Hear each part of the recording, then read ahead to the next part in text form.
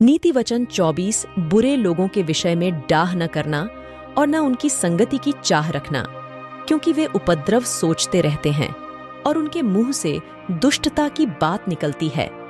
घर बुद्धि से बनता है और समझ के द्वारा स्थिर होता है। ज्ञान के द्वारा कोठरियाओं सब प्रकार की बहुमूल्य और मनोहर वस्तुओं से भर जाती हैं। बुद्धिमान पुरुष बलवान भी होता है और ज्ञानी जन अधिक शक्तिमान होता है। इसलिए जब तू युद्ध करे तब युक्ति के साथ करना। विजय बहुत से मंत्रियों के द्वारा प्राप्त होती है। बुद्धि इतने ऊंचे पर है कि मूढ़ उसे पा नहीं सकता। वह सभा में अपना मुंह खोल नहीं सकता। जो सोच विचार के बुराई करता है उसको लोग दुष्ट कहते हैं। मूर्खता का विचार भी पाप है और ठट्ठा करने वाले से मनुष्य घृणा करते हैं।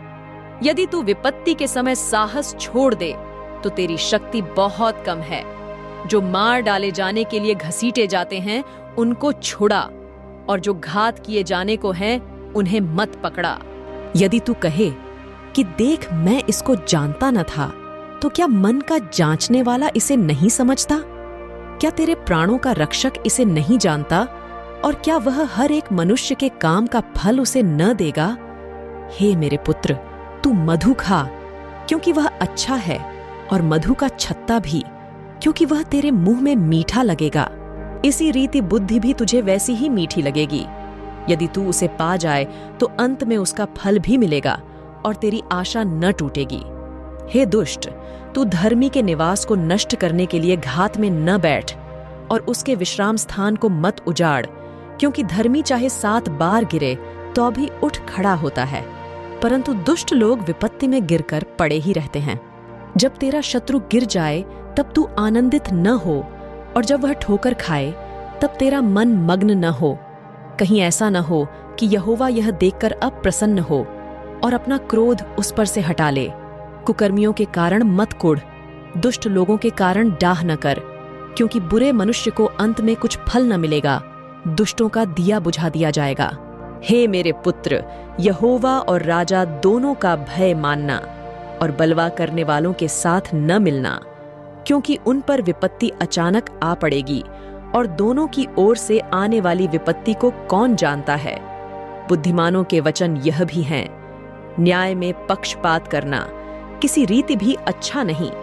जो दुष्ट से कहता है कि तू निर्दोष है, उसको तो हर समाज के लोग शाप देते और जाति जाति के लोग धमकी देते हैं, परंतु जो लोग दुष्ट को डांटते हैं उनका भला होता है और उत्तम से उत्तम आशीर्वाद उन पर आता है।